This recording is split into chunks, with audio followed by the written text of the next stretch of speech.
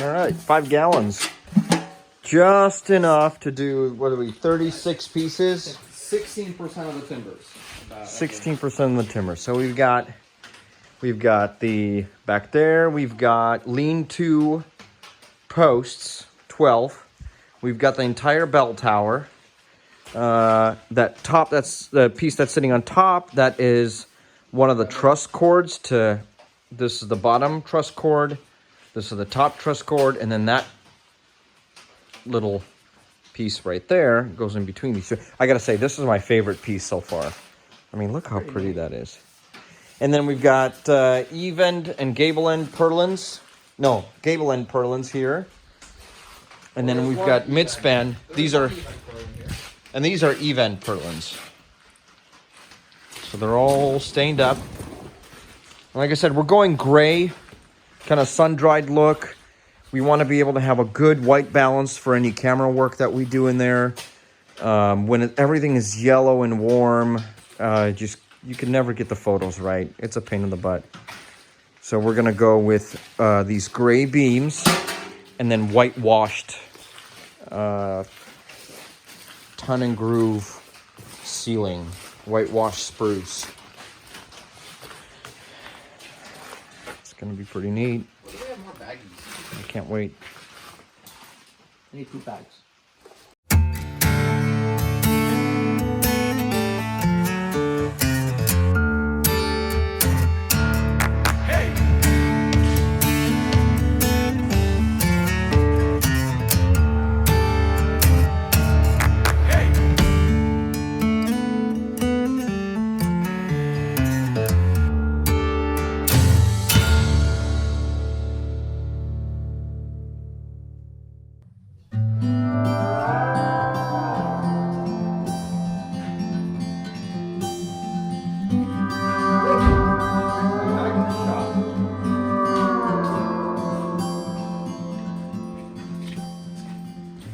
We're gonna get back to some joinery, finally.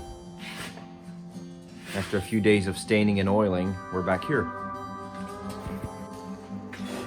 This is our second ever truss. Last time we were in like full-on winter gear. Truss web. Now we're t-shirts.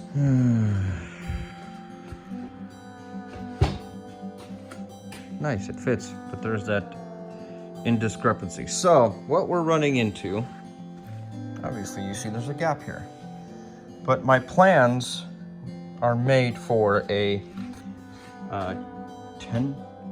12 by 14? So this should be 14 inches according to plan, but the timbers that you get aren't always 10 by 14 or 12 by 14. They could be plus or minus a few. So you can't just go by the plan. You also need to take into consideration the dimension of the final timbers, which this gap basically illustrates where this material should be. It should meet to there. But the timber wasn't milled to a full 14 inches. So there's gonna be a little bit of monkey business on parts that have to meet up like this. It's possible.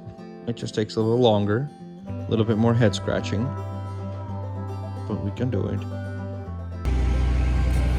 I wasn't even recording. It wasn't recording, but we are fitting another truss, and because the timbers aren't exactly, go ahead, kill that for a second. That's a good idea, Tim. Because the timbers aren't exactly the true dimensions, it's whatever comes out of the mill. It's really hard to line everything up. So the face of this should be from here to here. Oh, grab a tape measure. I have it right here. So it should be a 10 by 14, but as you can see, we're a little shy. So you end up having to do the math to calculate out to get this right, because you're missing material here, And all your dimensions start from that 14-inch. But I gotta say, that is a nice seam. Look how flush. Look how flush everything's lining up. That is absolutely... Matt, don't put yourself in there. Guillotine. Yeah, don't do that yet. Bit of Yeah, and this is the scrap. This is the scrap side, so that's the bad side. And bad side, it's not good or bad side, it's just square rule, reference adjacent faces and all that kind of stuff.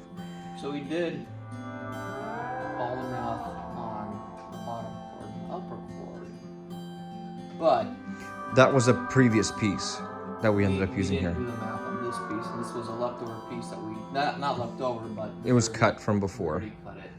So we do have a little bit of a gap here. but we can make something work there. But man, that, my friend, look at that. That's unbelievable. Oh, sunshine. No. Alrighty. One more lean-to truss fitted. Now we're gonna brush it. Wire brush it. Break it apart. Start on the next one.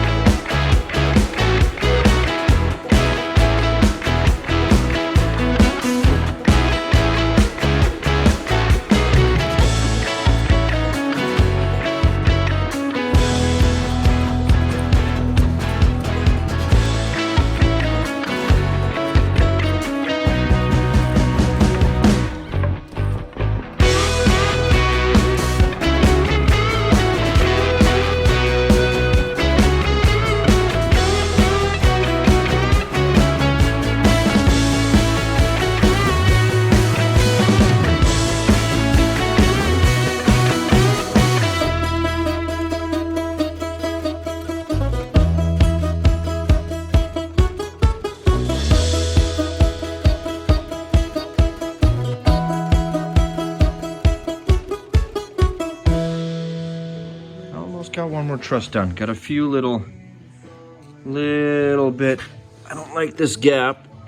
We gotta free it up over here, and then this will sit closer, and that'll sit closer.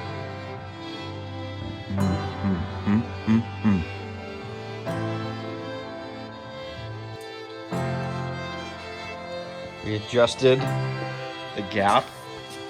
Oh, look at that fit. No. Look at it. It's over there. Look at it over there. Look. Nala, inspect it for us. Look. Is it okay? No. Stinker. We did it. All right. Now we have to go and drop it off at the property and get it stained and oiled. Go. What? Go up the ramp, Nala. Up.